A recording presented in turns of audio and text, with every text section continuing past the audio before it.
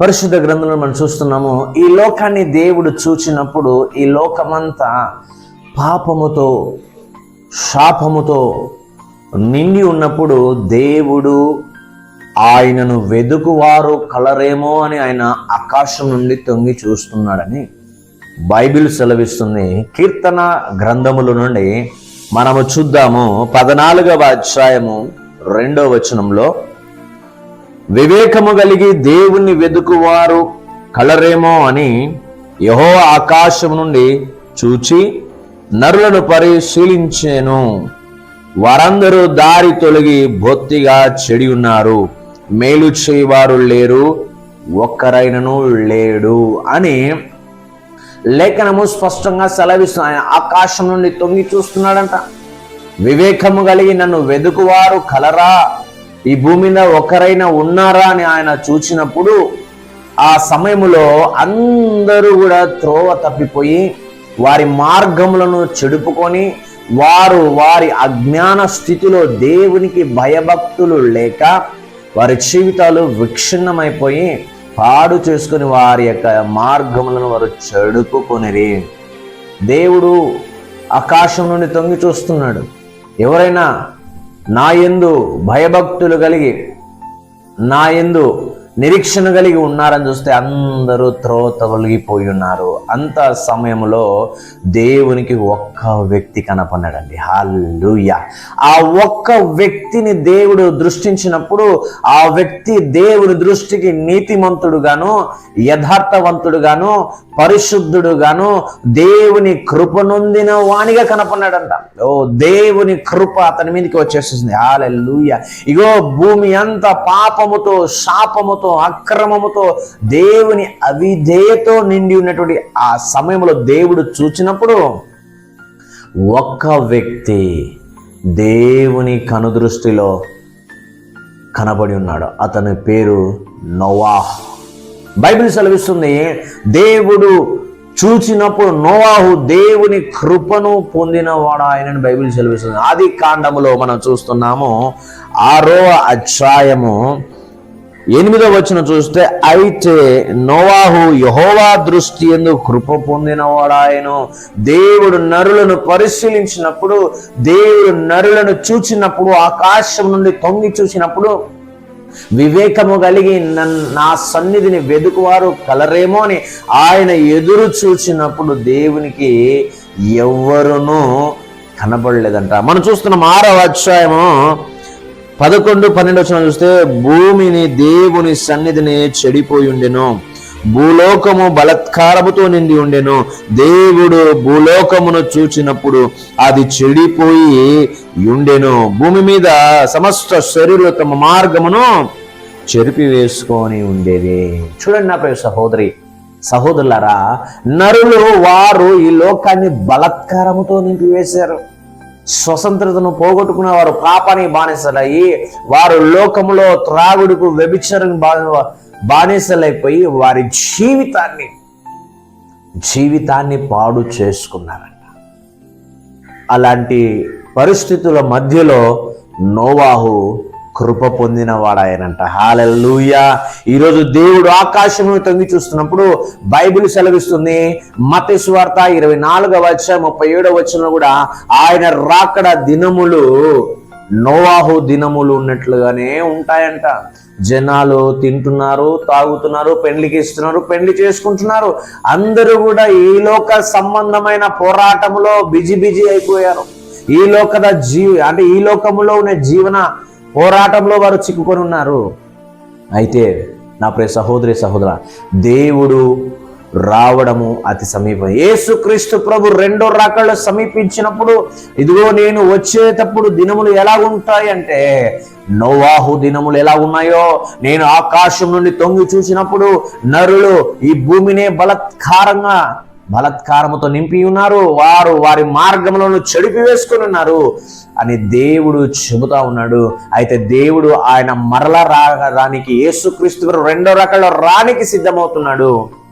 అయితే నా ప్రియ సహోదరి సహోదరు, ఆయన ఆకాశం నుండి తొంగి చూచినప్పుడు నువ్వు నేను ఎలా కనబడుతున్నాము ఒకసారి మనం ప్రశ్నించుకున్నాం.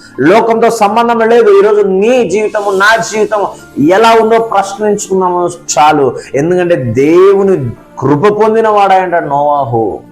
ఒకసారి ఆలోచించే నా ప్రియ సహోదరులారా, చుట్టూ అనేకులు వారి ఇష్టానుసారంగా వారు నడుస్తున్నారు, కానీ నోవాహు ఒక్కడు దేవునిందు భయభక్తులు కలిగి ఉన్నాడు. మీరు గమనించినట్లయితే దేవుడు ప్రతి వారితో మాట్లాడుతూ వచ్చాడు, కానీ ఏ ఒక్కరు దేవుని స్వరం వినలేకపోయారు. అయితే నోవాహు ఒక్కడే దేవుని స్వరమును వినగలిగాడు. హల్లెలూయా.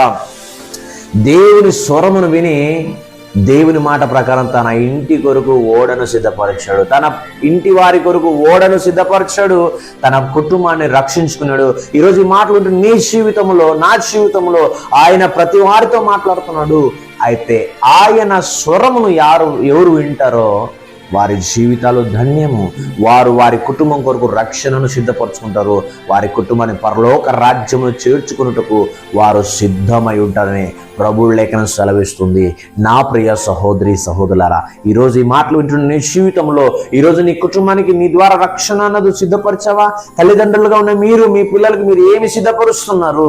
ఒకసారి ఆలోచించి నా ప్రియ సహోదరి సహోదరులారా, వాక్యము చెబుతుంది నోవాహు కృప పొందినవాడాయన. ఈ అంచె దినములలో అపాయకరమైన కాలములు వస్తాయని పౌలు తిమోతితో చెబుతున్నాడు 3వ అధ్యాయములో.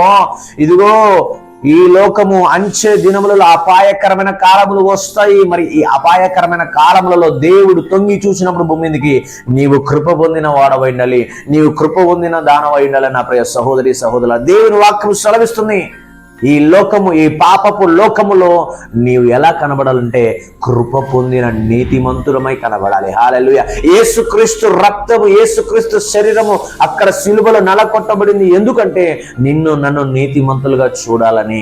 నా పాపములకై దేవుడు తన ఒక్కగానొక కుమారుని పంపించి క్రయధనము సిలువ యాగమును జరిగించాడు. ఈరోజు ఈ మాటలు నీ జీవితంలో దేవునికి నువ్వు ఎలా కనబడుతున్నావు? ఇంకా మన బలహీనతలో మనము ఇరుక్కుపోయి ఇంకా అక్కడే పడిపోయి లేవలేని స్థితిలో మనం ఉంటున్నామా? ఒకసారి ఆలోచించే నా ప్రియ సహోదరి సహోదరులారా, నోవాహు దేవుని కృపను పొందినాడు. నీవు కూడా దేవుని కృపను పొందాలి. నీ ఇంటి వారి కొరకు నువ్వు రక్షణను సిద్ధపరచాలి. ఆ రక్షణలో నీవు నీ కుటుంబం భద్రపరచబడి ఒకరోజు ఈ భూమికి శ్రమ రాబోతుంది, కష్టము రాబోతుంది. అప్పుడు నీవు నీ కుటుంబం సేఫ్గా ఉండాలి అంటే నీవు రక్షణను సిద్ధపరచుకో. నువ్వు వెండి సంపాదించినా, బంగారు సంపాదించినా, ఈ లోకంలో పదవులు హోదాలు ఏమి సంపాదించినా అవి మన ప్రాణాలను కాపాడలేవు, అవి మన జీవితాలను కట్టలేవు. యేసుక్రీస్తు యొక్క రక్షణ ఒకటే మనల్ని, మన కుటుంబాలను, మన యొక్క కుటుంబ సభ్యులను కట్టుతుంది. అందుకే రక్షణ ఈరోజు నీకుందా? నువ్వు రక్షణలో ఉండగలుగుతున్నావా?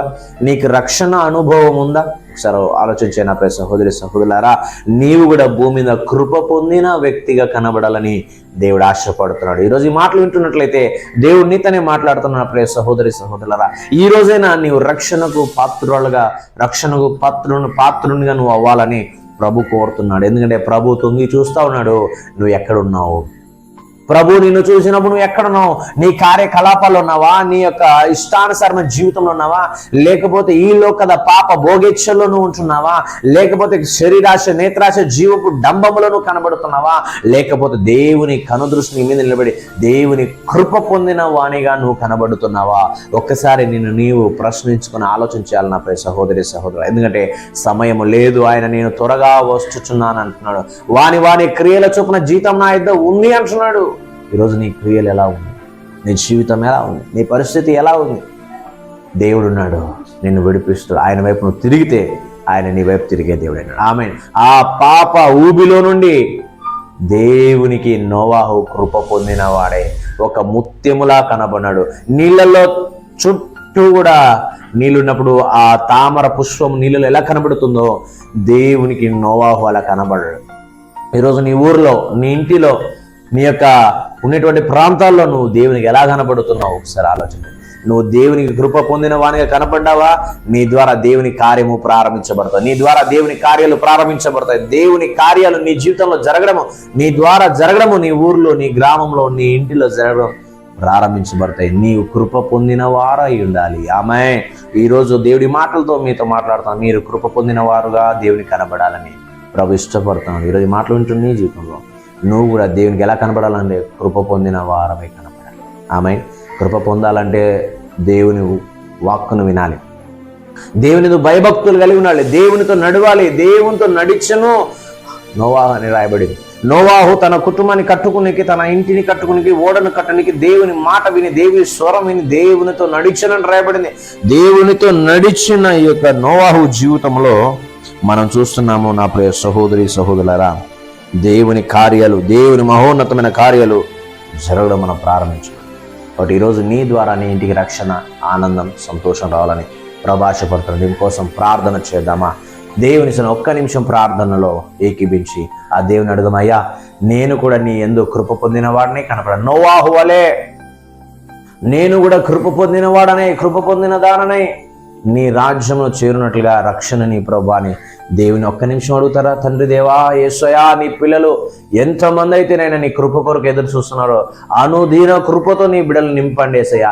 సమాధానముతో నింపండి, కృపతో నింపండి. నీ కృప పొందిన వారి ఈ లోకంలో ఉన్నటువంటి పాప భోగేచ్ఛ నుండి విడిపించి రక్షణ, సంతోష, సమాధానం పొందుకొని నీ దృష్టిలో కృప పొందిన వారమై మేము కూడా ప్రభా నోవాహు వలె నిన్ను సంతోషపరచువారుగా, నిన్ను మహిమపరచువారుగా, నీ కార్యములను పొందువారుగా, నీ కార్యములు మేము జరిగించేవారుగా మీ కృపను అనుగ్రహించి దీవించమని తండ్రి దేవా నీకు వందనాలు చెల్లిస్తూ యేసు నామములో ప్రార్థన లేపించే ప్రతి బిడ్డ మీద నీ కృపను అనుగ్రహించి దీవించమని, వారి బలహీనతల నుండి, వారి సమస్యల నుండి విడిపించి మీరు ఆయుధారోగ్య మేలులతో నింపి నడిపించమని యేసు నామములో ప్రార్థించి అడివేడుకొని పొందున్నాము తండ్రి.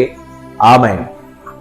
కొత్తగా ఈ ఛానల్ మీరు చూస్తున్నట్లయితే సబ్స్క్రైబ్ చేసుకోండి, లైక్ చేయండి. దేవుని సువార్తను అనేకులకి ప్రకటించుటకు ఈ వాక్యములను షేర్ చేయండి. దేవుడు మిమ్మల్ని దీవించునుగాక. ఆమేన్. God bless you.